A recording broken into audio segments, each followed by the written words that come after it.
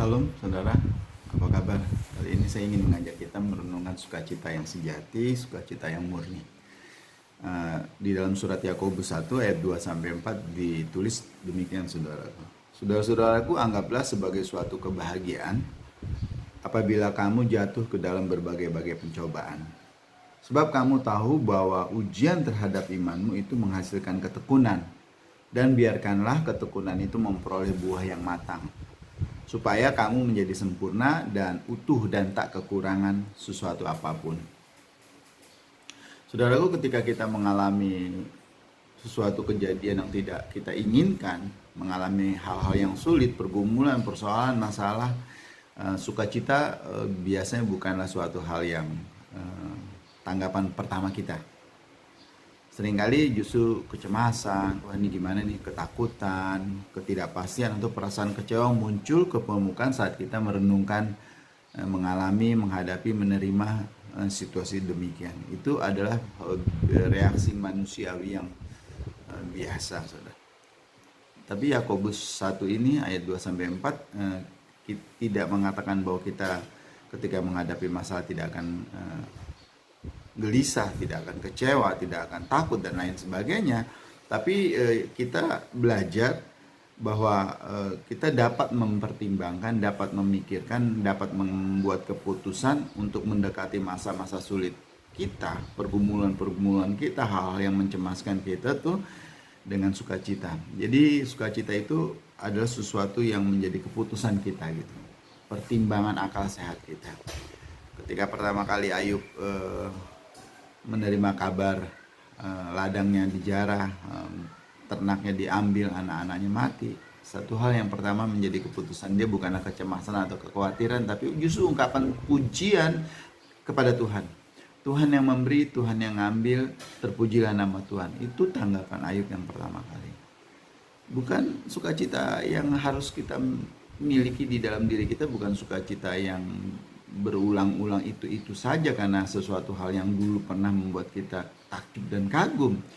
Sukacita dan kegembiraan ini yang diminta oleh di dalam kehidupan kekristenan kita adalah sukacita yang baru senantiasa, tidak tercemar, dan ditempatkan di saat dan kondisi atau situasi yang benar.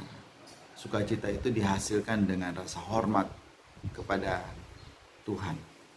Jadi sekali lagi Yakobus ini mengatakan bahwa perasaan ini tidak disingkirkan dari hidup kita. Kita bisa belajar bahwa memikirkan di dalam setiap kondisi itu Tuhan ada di situ. Kita bisa berusaha bagaimana sukacita terjadi ketika hidup tidak berjalan dengan baik. Kita bisa terus-menerus belajar untuk berakar di dalam janji-janji Tuhan. Sukacita ini dihasilkan oleh kesadaran dan gambaran yang lebih besar yang sedang dilakukan oleh Tuhan. Bapak Ibu Saudara yang dikasihi Tuhan, pikiran kita hendaknya fokus hanya kepada apa yang akan Tuhan berikan kepada kita ketika Dia nanti datang. Fokus kita bukan di dunia ini. Jangan pernah fokus sukacita yang seperti dunia gambarkan, kegembiraan seperti dunia janjikan, karena itu akan semakin sulit bagi kita. Jika obsesi kita hanyalah kepuasan menurut dunia, menurut ego kita, menurut keinginan-keinginan yang manusiawi, maka hidup yang kita jalani akan terasa semakin sulit dan sukacita akan menjadi semakin jauh, Bapak Ibu. Jika kita melihat penderitaan kita saat ini dalam terang perjalanan hidup yang kita yang lebih besar, ada janji-janji Tuhan yang akan kita alami, ada berkat-berkat Tuhan yang akan kita terima, maka kita akan benar-benar dapat mengalami sukacita yang sejati. Di dalam Yohanes 17, Tuhan Yesus berdoa untuk murid-muridnya, mulai ayat 13, Yohanes 17 ayat 13, tetapi sekarang aku datang kepadamu dan aku mengatakan semuanya ini sementara aku masih ada di dalam dunia ini. Aku masih ada di dalam dunia, supaya penuhlah sukacitaku di dalam diri mereka. Ayat 14 Tuhan Yesus berkata, aku telah memberikan firman-Mu kepada mereka dan dunia membenci mereka.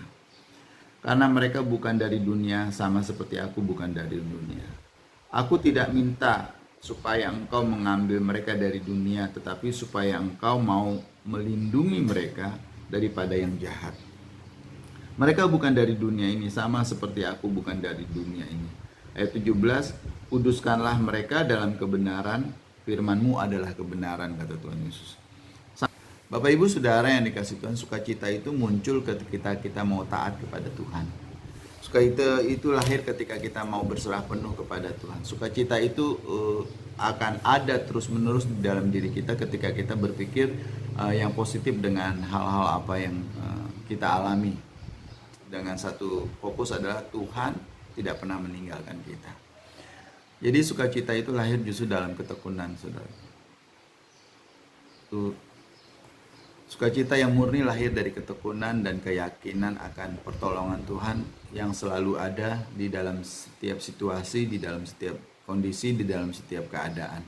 Karena itu jangan takut jalani hidupmu, tetaplah percaya bahwa Tuhan beserta dengan kita. Tuhan memberkati kita. Mari kita berdoa. Terima kasih Tuhan Yesus, Engkau Tuhan yang baik, bahwa Engkau telah memberikan damai sejahtera dan sukacita di dalam kami, dan itu akan selalu ada di dalam kami. Ajar kami untuk tetap percaya kepada pertolongan dan janji-janji Tuhan di dalam kehidupan kami. Di dalam nama Tuhan Yesus kami berdoa dan bersyukur. Haleluya. Amin.